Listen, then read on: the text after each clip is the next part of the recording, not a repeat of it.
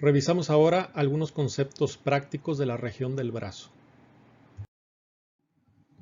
Vamos a repasar la siguiente imagen. Es bastante didáctica esta imagen, aunque solamente en lo general no hay ramas hacia los músculos y pues de hecho casi no hay músculos aquí en la imagen. Pero nos va a ayudar para revisar el trayecto principal o general de los principales nervios de la extremidad superior, ¿sí? Por lo menos aquí en brazo y sobre ya casi entrando en el codo. Para revisarlo mejor, de una manera más clara, pues vamos a quitar todas las letras, todo el texto. Pueden regresar al texto para repasar una por una todas las estructuras que señala la imagen, pero vamos a irnos ahorita así en blanco. Vamos a orientarnos entonces, es una vista anterior del brazo derecho, ¿sí? Está en posición anatómica. Vemos las estructuras nerviosas, algunas estructuras vasculares, arterias, ¿sí? Algunos músculos. Por ejemplo, identifiquemos el músculo el que está pegado aquí en la cara anterior, ¿sí? Pegado aquí al hueso, es el músculo braquial. Y este es el músculo bíceps braquial, ¿sí? Si se fijan, aquí ya se están uniendo, o ya se unieron, mejor dicho, las dos cabezas del bíceps y ya formaron su tendón común de inserción. Y este músculo que está acá y que lo vemos cómo se continúa aquí es el braquiorradial. Es un músculo nuevo, apenas estamos escuchando de él, pero ya sabemos que es un músculo del antebrazo, pero que se origina en parte en el húmero, ¿sí? En la cresta supraepicondilia lateral. ¿Qué más observamos aquí? Bueno, estas estructuras, estas fascias que vemos aquí, ¿sí? Pues son las fascias que están envolviendo o que están limitando a los compartimentos del brazo. Alcanzamos a ver a esta fascia que está limitando el compartimento posterior del brazo y alcanzamos a ver parte de esta otra que la cortaron para ver mejor las estructuras, ¿sí? Que está limitando el compartimento anterior del brazo. Entonces aquí donde se unen ambas, pues son los tabiques intermusculares, el lateral y acá el tabique intermuscular medial, ¿sí? Obviamente que esto se continúa hasta acá arriba y separa los dos compartimentos en toda la extensión del brazo. Ahora, ¿qué más vemos? Vemos arterias, pues aquí vamos a tener a la arteria axilar, ¿sí? Y aunque no está el músculo, pues podemos más o menos decir que por aquí está el redondo mayor, el borde inferior, y aquí ya tendríamos la arteria braquial, ¿sí? Y vemos que se separa, esta es la braquial, y da una rama importante aquí que es la braquial profunda. Y la braquial profunda termina en dos ramas, tal vez un poco más arriba que lo que señala el dibujo. Luego vamos a las estructuras nerviosas, ¿sí? De inmediato identificamos la M, ¿sí? De las ramas terminales del plexo braquial. Entonces tenemos la M, esto es hacia lateral y esto es hacia medial. Entonces fascículo lateral, fascículo medial del plexo braquial. Fascículo posterior no lo vemos, está posterior a la arteria axilar, pero si lo seguimos se va a continuar y aquí va parte del fascículo posterior y ya se convierte en un nervio. Vamos a seguir a ese nervio. El fascículo posterior entonces se convierte en el nervio radial, ¿sí? Y el nervio radial vemos que pasa hacia el brazo. Ya sabemos esto también, lo hemos repetido muchas veces. Intervalo triangular se va hacia el compartimento posterior, como estamos viendo aquí, se va a pegar al surco del nervio radial por la cara posterior del húmero, desciende diagonalmente y de adentro hacia afuera, ¿sí? Acompañado de la arteria braquial profunda. Va en el compartimento posterior y aquí vean que bien se ve aquí, perfora el tabique intermuscular lateral y de estar en el compartimento posterior ahora se mete al compartimento anterior. ¿Sí?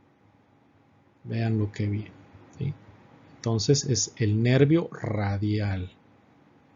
¿Qué pasa después con el nervio radial? Está en el compartimento anterior, ¿sí? Y aquí lo vemos cómo se continúa, ¿sí? Pasa por delante del codo.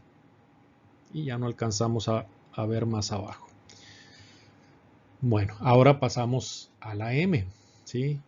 Lo mencionamos así rápido: músculo cutáneo, el más lateral; mediano, el que se forma en medio de la M; y nervio ulnar o cubital, el que está más medial. Entonces nos vamos músculo cutáneo. El músculo cutáneo viene al compartimento anterior, aunque aquí no se ve, pues aquí da sus ramas principales para inervar a los músculos del compartimento anterior, que son los músculos flexores del antebrazo en la articulación del codo: el braquial, el bíceps braquial y el coracobraquial.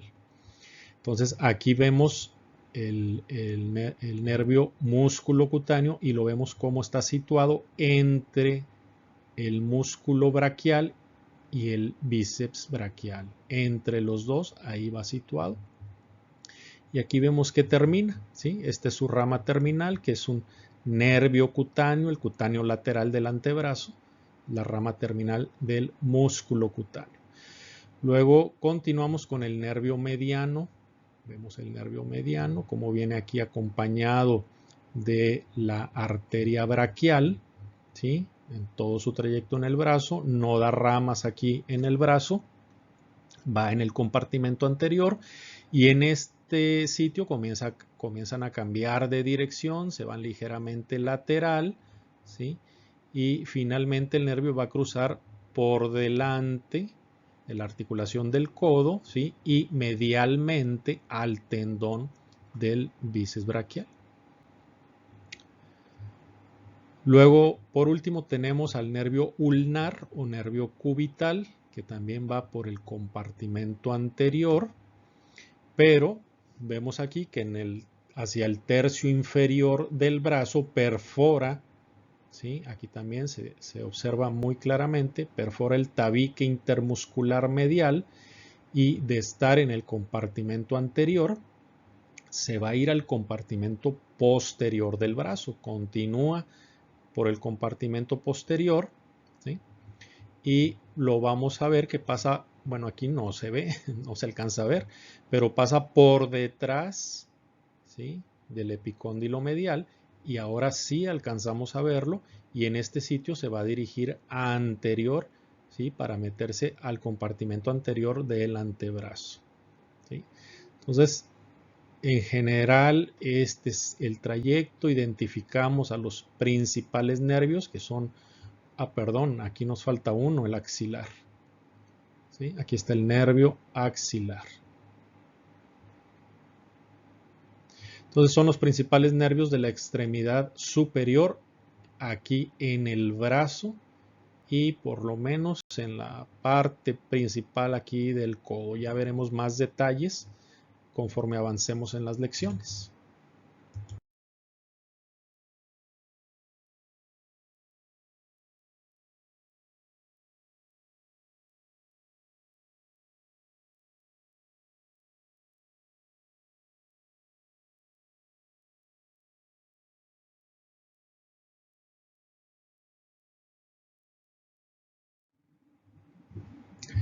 En cuanto a las lesiones nerviosas, el libro nos menciona la lesión del nervio radial en el brazo. Nervio radial, de inmediato identificamos que este es el nervio radial.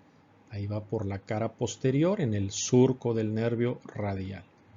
Entonces, este nervio radial está estrechamente unido a la arteria braquial profunda, ¿sí?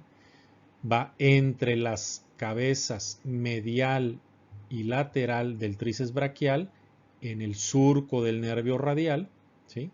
Entonces va pegado al hueso. y eso es una zona de riesgo o es una zona peligrosa para el nervio, porque cuando hay fracturas, como en este caso, ¿sí?, hay mucho riesgo de que el nervio y la arteria obviamente se puedan dañar porque van pegados al hueso y hay fragmentos de hueso aquí, hueso filoso con fragmentos puntiagudos, ¿sí?, que pueden desgarrar o pueden seccionar totalmente tanto al nervio como la arteria, ¿sí? Y mínimo lo estiran, como menciona esto, ¿sí? Sobre todo si se desplaza mucho los fragmentos, y también el estirar el nervio, la tracción del nervio o forzada, también puede provocar un daño muy importante sin necesidad de que lo seccione. Entonces, esto puede provocar una lesión y pérdida de función permanente. Se trata de una lesión típica, dice el libro, por lo que el nervio siempre debe explorarse cuando se sospeche que hay una lesión, una fractura en la zona media de la diáfisis del húmero. Todos los nervios que pasan en algún momento pegados a un hueso están en una zona de riesgo cuando hay fracturas, obviamente, de ese hueso. Entonces, en este caso, el paciente, cuando aquí se lesiona el nervio radial a esta altura, aquí en la mitad de la diáfisis, ¿sí?, una de las fracturas más frecuentes es en el cuello quirúrgico, pero en este caso, aquí el nervio que está en riesgo es el nervio radial porque va pasando por el surco radial. Entonces el paciente se va a presentar, aparte de los datos que dé justo en el sitio, la deformidad, el dolor, etcétera, con datos distales al sitio de la lesión, como es esto que menciona el libro, la muñeca caída o la mano caída, ¿sí? Esto es debido a la desnervación de la musculatura extensora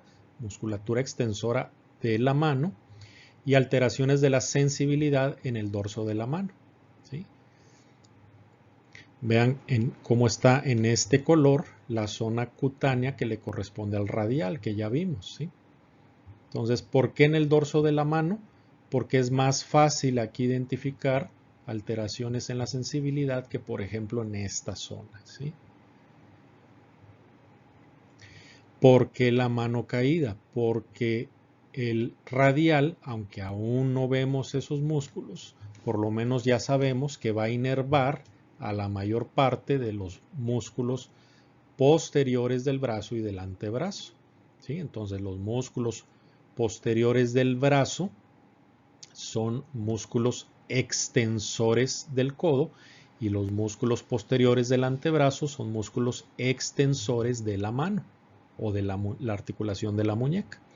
Entonces, si estos músculos quedaron sin inervación, ¿sí?, si quedaron desconectados, no pueden hacer extensión, y los músculos flexores no tienen músculos que se opongan a su acción, entonces la mano va a estar constantemente en flexión, que es lo que menciona el libro como mano caída.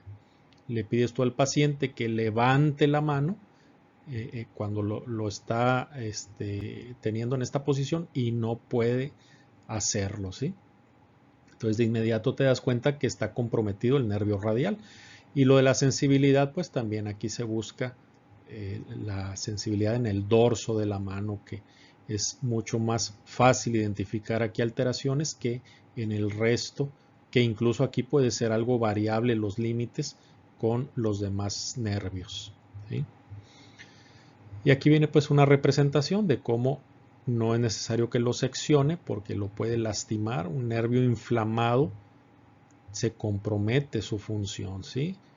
Entonces esta lesión puede ser permanente o puede ser temporal, dependiendo el grado de lesión y pues obviamente el tratamiento a tiempo que se pueda brindar. Y sobre las lesiones del nervio mediano en el brazo, pues dice que son raras las lesiones en el brazo, ¿sí?, por medio de traumatismos. Porque es raro que el mediano se lesione cuando hay, por ejemplo, una fractura del húmero, porque si recordamos el mediano va protegido, no va pegado al hueso, ¿sí? Sino que va entre músculos, ¿sí? Igual que el músculo cutáneo, por ejemplo. Entonces, sí es más difícil que esos nervios se lesionen, a diferencia del radial que va pegado al hueso y por un largo camino pegado al hueso, ¿sí? Aquí el problema neurológico más frecuente del mediano, que ya no es en el brazo, pero como quiera el libro lo menciona aquí en esta clase, es el del nervio mediano en el retináculo flexor de la muñeca, ¿sí? Es este ligamento que está aquí en la muñeca, la cara anterior. El nervio mediano pasa profundo por un canal que se forma ahí, ¿sí?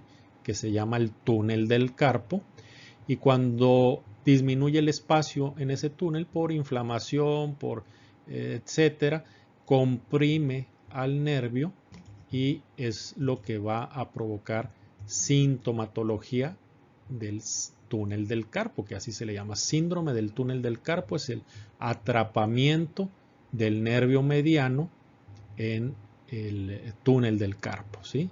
Y pues es dolor en esta zona, que es la correspondiente al nervio mediano en la mano. Pero, aunque es poco frecuente, sí hay lesiones o síndromes de atrapamiento del nervio mediano en el brazo, ¿sí? Dice aquí que en pocas ocasiones aparece una banda fibrosa en la cara anterior del húmero, por debajo de la cual pasa el nervio mediano. Vamos a revisarlo en un dibujo, ¿sí? Se trata de un resto embriológico del músculo coracobraquial, denominado en ocasiones ligamento de Strüters, y que a veces se calcifica. Bueno, vamos por partes. No es un resto embriológico, ¿sí? Es un resto evolutivo, ¿sí? O sea, un resto embriológico es aquel que durante el desarrollo embrionario tiene una función específica y luego debe desaparecer y ya no debe presentarse al nacimiento o en la vida adulta. Ese sería un resto embriológico. Esto es un resto evolutivo. Esto ni siquiera debería estar en los seres humanos, ¿sí? Entonces, esa es la diferencia entre un resto embriológico o embrionario y un resto evolutivo. Entonces, se llama ligamento de Strüter, ¿sí? A veces se calcifica. Este ligamento, ¿sí? Que aquí lo estamos viendo, tiende a originarse de un pequeño crecimiento óseo que le llaman proceso supracondilio, ¿sí? Y entonces el ligamento de Strüter es un engrosamiento, ¿sí? de las aponeurosis, que va de este proceso supracondilio, ¿sí? hasta el epicóndilo medial. Más o menos está 5 centímetros por arriba, ¿sí? Y cuando el ligamento está completo y cuando se fija aquí en el epicóndilo, va a formar un orificio y por ese orificio va a pasar el nervio mediano y a veces la arteria braquial o una rama de la arteria braquial. Aquí dice radial, esto obviamente es un error. La arteria radial pues va a estar acá abajo, es la división de la braquial. Entonces, este es un error y este dibujo es de un artículo publicado en una revista científica. Entonces, esta banda puede comprimir al nervio mediano y va a dar un síndrome de atrapamiento del nervio mediano en el brazo. Esto va a producir debilidad de los músculos flexores del antebrazo. Esto está equivocado también, ¿sí? Los músculos flexores del antebrazo, ya sabemos, los flexores del antebrazo en el codo son el bíceps braquial, el braquial y el coracobraquial. Bueno, el nervio mediano no tiene nada que ver con ellos porque estos son inervados por el músculo cutáneo, ¿sí? Entonces aquí es a los músculos flexores no del antebrazo, sino a los flexores de la mano, ¿sí?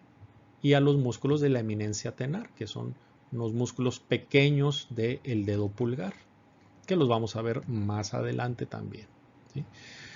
Entonces, este ligamento de Struther's lo podemos encontrar hasta entre el 1 y el 2% de la población. Entonces, es posible que alguna vez que estés revisando una radiografía de codo, lo encuentres como un hallazgo, ¿sí? Puede ser un hallazgo ocasional cuando estás tomando, por ejemplo, una radiografía en un paciente policontundido o que sufrió un accidente, una caída o un golpe, y encontrar ahí una apófisis extraña que no, no estudiamos como algo normal, ¿sí? Que necesariamente tampoco es una enfermedad en sí misma. Puedes tener este proceso supracondilo incluso muy grande, muy prominente, y no darte un síndrome de atrapamiento del nervio mediano, o sea, no provocar ninguna molestia, ¿sí? Pero sí es bueno conocer que puedes encontrar esta prominencia y saber que se puede tratar de ese proceso supracondilio o que estás ante la presencia también de un ligamento de Struther's. Esto es un resto embrionario porque hay carnívoros menores que normalmente tienen esa estructura, o sea, en ellos es anatomía normal, ¿sí? Que tengan ese puente o ese ligamento, pero calcificado, es un agujero óseo, ¿sí? Y por ahí, en estos animales, por ahí pasa el nervio mediano y la arteria braquial, ¿sí? Aparentemente sirve como una protección, ¿sí? Porque es una zona expuesta a la pelea en estos animales, sobre todo aquí a las mordidas que sufra de otro animal aquí en su extremidad, ¿sí? Entonces, por eso es un resto evolutivo, no embrionario.